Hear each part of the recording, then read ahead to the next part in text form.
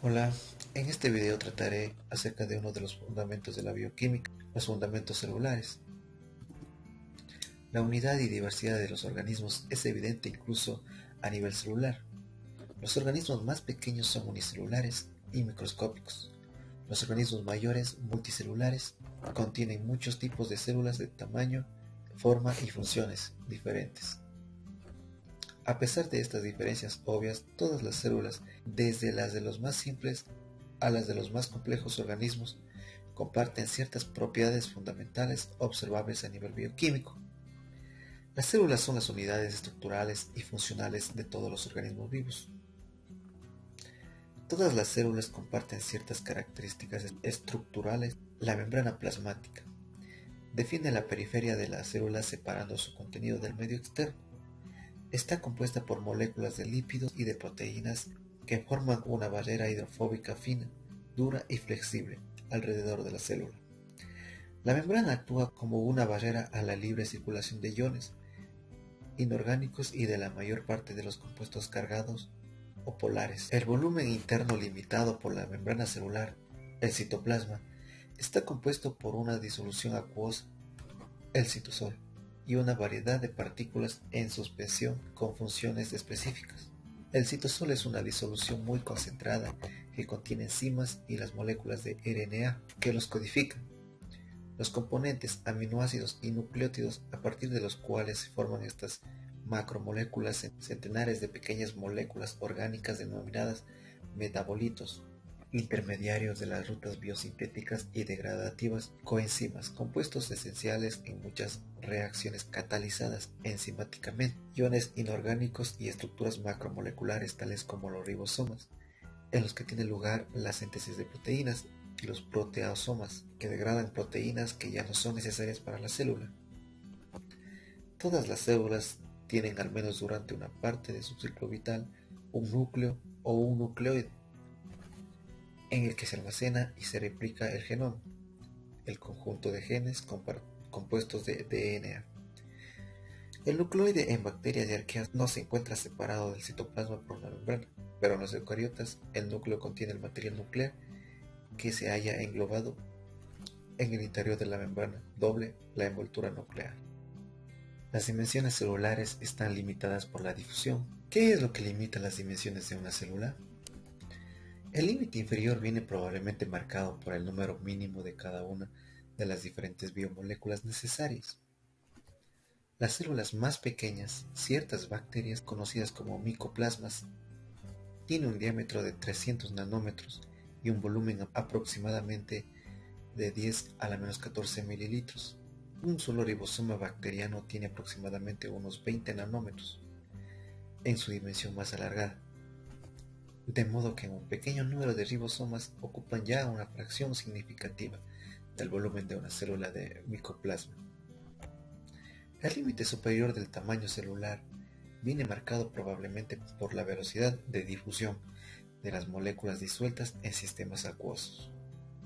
Así, una célula bacteriana que depende de reacciones que consumen oxígeno para la producción de su energía debe obtener el oxígeno molecular del medio en el que se halla mediante difusión a través de su membrana plasmática. La célula es tan pequeña y la relación entre el área de su superficie y su volumen tan grande que el oxígeno alcanza todas las partes de su citoplasma por difusión, pero al aumentar el tamaño de la célula disminuye la relación superficie-volumen hasta llegar a un punto en el que su metabolismo consume oxígeno a una velocidad superior a la del suministro mediante difusión.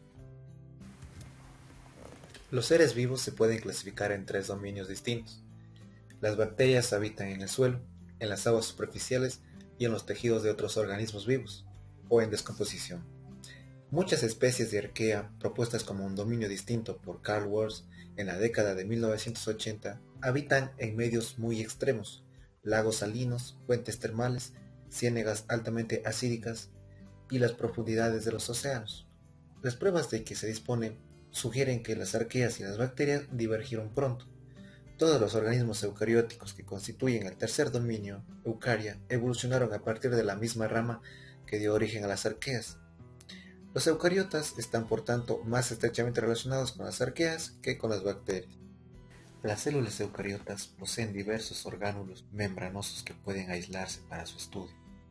Aquí presentamos una imagen en la que podemos visualizar una célula animal y una célula vegetal. Ambas células comparten ciertos orgánulos, tales como los ribosomas, que son máquinas sintetizadoras de proteínas, citoesqueleto, soporte estructural de las células, facilita el movimiento de los órganos. El complejo de Golgi procesa, empaqueta y distribuye proteínas a otros orgánulos para su exportación. El retículo endoplasmático liso, lugar de síntesis de lípidos y metabolismo de fármacos. El núcleo, el cual contiene los genes. El nucleolo, sitio de la síntesis de RNA ribosómico. Retículo endoplasmático rugoso. Aquí tiene lugar la mayor parte de síntesis de proteínas. La mitocondria oxida combustible para producir ATP. La membrana plasmática separa la célula de su entorno.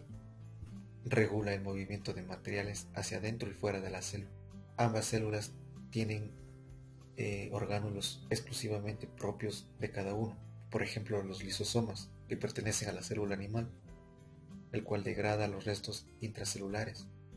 La célula vegetal también tiene orgánulos exclusivos, como son los cloroplastos, que almacenan la energía solar, produce ATP y glúcidos. La pared celular confiere forma y rigidez, protege a la célula del hinchamiento osmótico. La vacuola degrada y recicla macromoléculas y almacena metabolitos, entre otras más.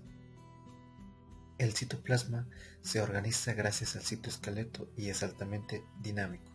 La microscopía de fluorescencia permite observar distintos tipos de filamentos de proteína que se entrecruzan en la célula eucariota y forman una trama tridimensional e interconectada, el citoesqueleto.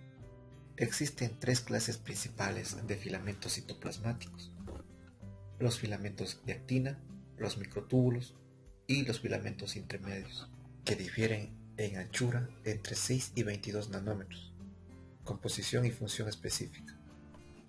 Todos ellos proporcionan estructura y organización al citoplasma y mantienen la forma de la célula. Los filamentos de actina y los microtúbulos colaboran también en el movimiento de los orgánulos o en el movimiento celular global.